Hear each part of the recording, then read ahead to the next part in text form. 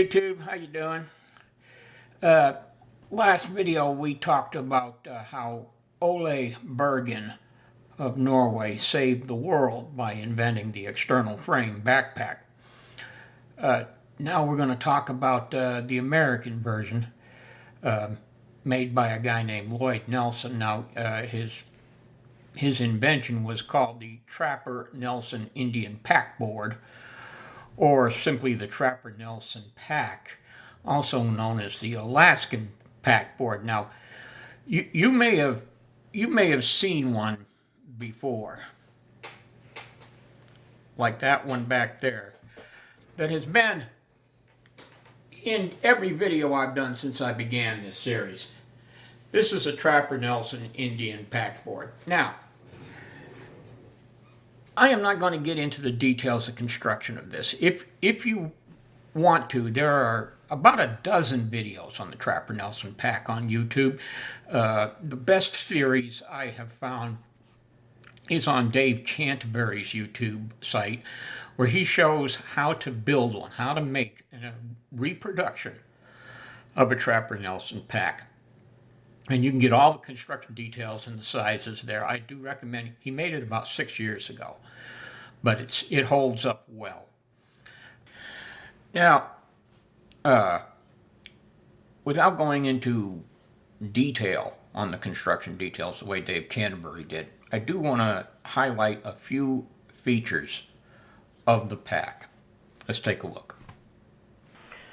Okay, now in general, the design is two side pieces, two side rails, and then three laterals, one at the top, one at the bottom, one in the middle, to hold the frame together. But the one thing I want to show you is this. This is going to become important later on in the 20th century. It's this right here. I don't know if you can see that. We'll get a little close-up of it here in a second. This is a piece of wire with a loop on the end. It goes through eye bolts, and the eye bolts go through grommets on the side of the pack. You can then remove the pack bag from the pack board. This is the feature that the Forest Service found most attractive, and it goes along with some of the other designs of the 19th and early 20th century that we've seen, where modularity, field expedient modification, if you will, of the pack. This pack does two things. It can carry loads that will fit in a bag, like sleeping bags, blankets, food, etc. And you can see it has a very large cargo capacity. But it can also, the bag can be removed, and tools such as saws, axes, and other implements that would be useful in the field, in the woods, making fire breaks, creating camping spots and trails, that kind of thing, that can be strapped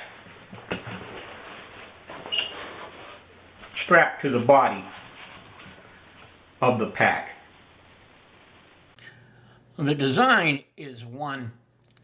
What happened was that Lloyd Nelson worked for a company that sent him to Alaska. They were experiencing some shortages in a warehouse, and he went up there and solved the problem, and then he asked for an unpaid leave of absence so that he could go out and stake a claim and become rich in the gold fields. Now, this was about 1919, 1920. So the Yukon Gold Rush was still in people's minds, even though it had happened about 20 years earlier.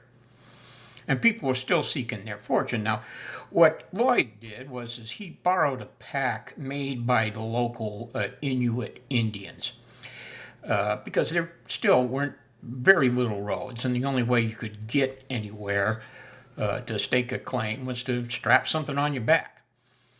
Now, this is a contraption made out of woods and sinew, and wore it on your shoulders. It was a true external frame backpack, but Nelson found it wasn't comfortable. And when he got back to Washington State, he decided he wanted to design a pack that would not only carry about a 40 to 50 pound load, but also be more comfortable to wear. Now, to give you an idea of just how single-minded Nelson was, is he went out and bought materials, wood and canvas, to make his first version of his pack. He made 9 of them, stepped back and looked at them, didn't like what he saw, so he set them on fire, burned them all, nothing but ashes. There is no example of Trapper Nelson's first pack. He made the second pack, made about a dozen of them, went walking around different stores there in Seattle.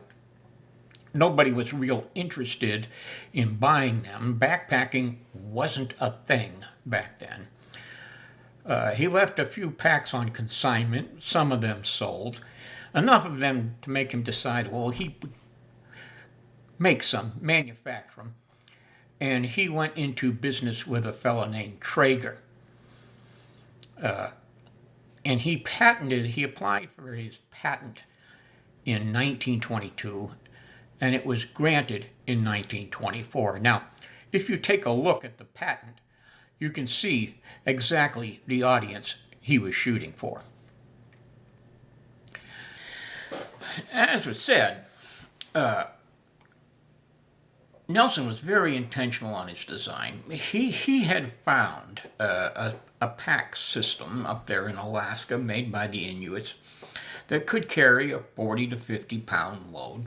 Could carry, you could carry everything you needed for a week or two on your back, but it wasn't comfortable. So he concentrated first on comfort. There's an advertising flyer for the very first packs out of Linville University that I can't show here because of copyright issues, but I will put a link in it down in the comments so that you can see this flyer. In 2 places in the flyer, he talks about airflow. The pack separates the load from the back by about an inch. There's an inch worth of air that can come up through. Now this reduces chafing, first off, because perspiration and rubbing will cause chafing and in severe cases blistering. But this airflow also keeps you cool. Nelson being from the Pacific Northwest, this is pretty much to be expected. If it's a high humidity area, you need a lot of airflow to get rid of your perspiration. But another feature of his pack is the flap. If you look, the flap is actually bigger than it needs to be to close the pack.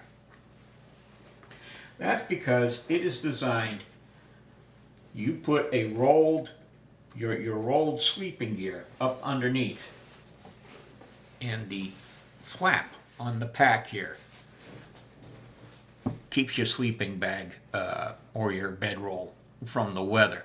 Now, we're going to see in our next few videos when we revisit sleeping bags post 1930 how the Trapper Nelson pack affected sleeping bag design for most of the 20th century.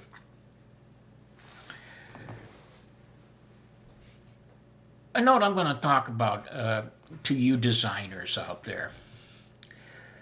When we talked about the Bergen pack, Ole Bergen went into business, and after a couple years he was unhappy with the sales. The sales weren't going through the roof, so he sold his patent to another fellow who, with a little bit of marketing knowledge, managed to make millions of dollars and established a pack that is the pack of the 20th century, in Europe at least.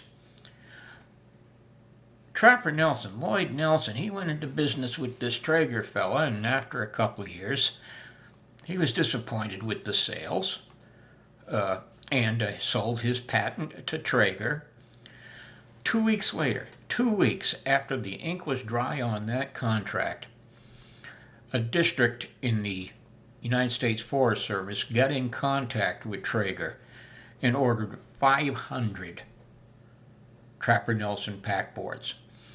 They liked the idea that they could put a bag on it or strap tools to it. 2 weeks later, another district ordered another 500 Trapper Nelson packs.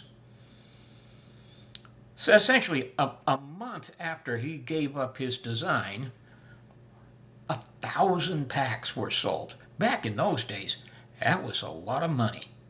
That was a lot of stuff. So if you are a designer, but you find yourself unable to manufacture, get together with somebody who believes in your product as much as you do.